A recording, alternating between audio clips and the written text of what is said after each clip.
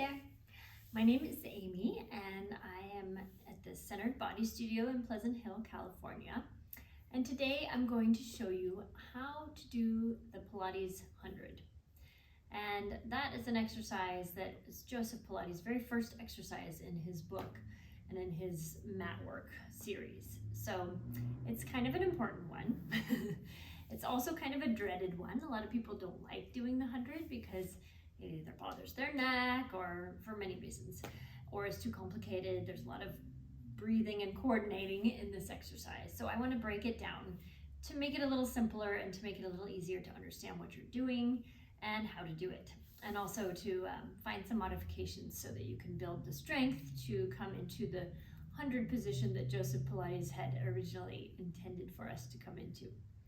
So we are going to, I'm just going to quickly show you the 100. I'm not going to do the whole thing because it takes a little while, but I will show you what the 100 position is. And after I do that, I will break it down. So we are going to start on the mat with our legs straight. And I'm going to take the arms over my head. You can also start with the arms down by your sides, but I just need to give my spine a little stretch here first. So I'm going to take a big breath in. And as I exhale, you can see my ribs are kind of popped up off the ground here. As I exhale, I'm going to bring the arms up and try to let the ribs and the shoulders sink down. And then I'm going to curl my upper spine and float my feet off the floor. And this is our hundreds position. And then we start to bounce the arms or pump the arms.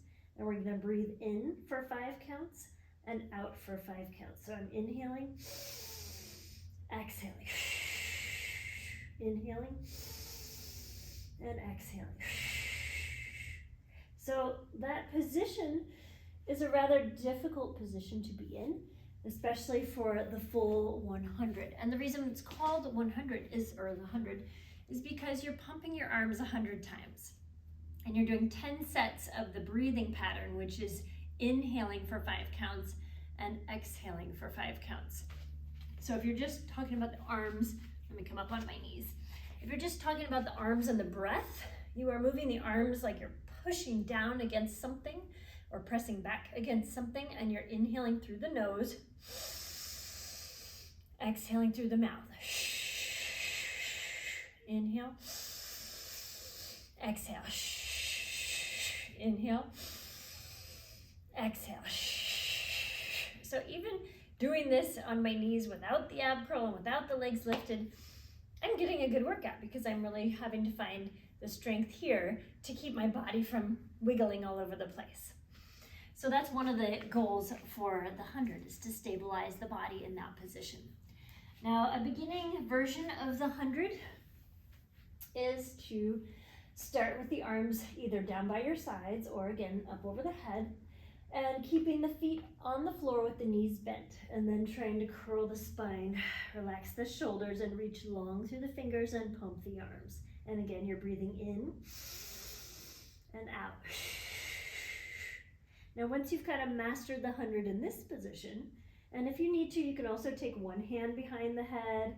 I don't really like doing it this way because it kind of pulls me off in one direction.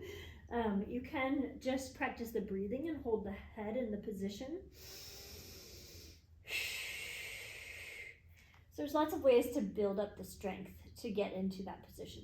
That's one way. And then you can take the legs up to tabletop once you kind of graduate to this position and pump the arms and try to stabilize the torso. You don't want to be moving all over the place. You don't want to be jutting your head forward, or you don't want your arms doing huge movements. They're just small and compact and pressing down by your sides. And then you can eventually stretch the legs here. Then you can try lowering the legs. But I think, for me personally, when you get into the 100, the way that Joseph Pilates was trying to have us do it, it's easier to do it by lifting off the floor than going from up here to down there. That's just my personal preference. But one of the ways to build up the strength for the legs to be lifted off the floor is to start with your legs together, and your feet can either be flexed or relaxed, but legs are squeezed together and slightly bent. So you're coming in here, and that kind of closes the chain for your legs, but it also makes you feel a little bit more like you're pulling your leg bones into the pelvis and deep into your abdominal wall so that you could eventually maybe float one leg up, feeling that strength, and then the other leg up. And the breathing is so important because right then I was just demonstrating without breathing, and you get tired very quickly if you don't breathe. So the breath is there to energize you. So you want to practice even just the breathing without any of the movement, inhaling from your nose, exhaling through the mouth, and taking a full breath in those 5 counts. So inhale, exhale, and I'm counting in my head, 1, 2, 3, 4, 5, 1, 2, 3, 4, 5. And with that breath, you're energizing and getting the blood and the oxygen flowing through your body. So by the time you finish your whole 100, you're gonna feel very alive and very awake. So let's try it just with the breathing and the counting. You don't have to count. I'm gonna be counting in my head. This is the hard part for the Pilates instructor. I may even use my fingers. Sometimes I count with my fingers. And we're gonna keep the feet on the floor for this one. So I'm gonna inhale.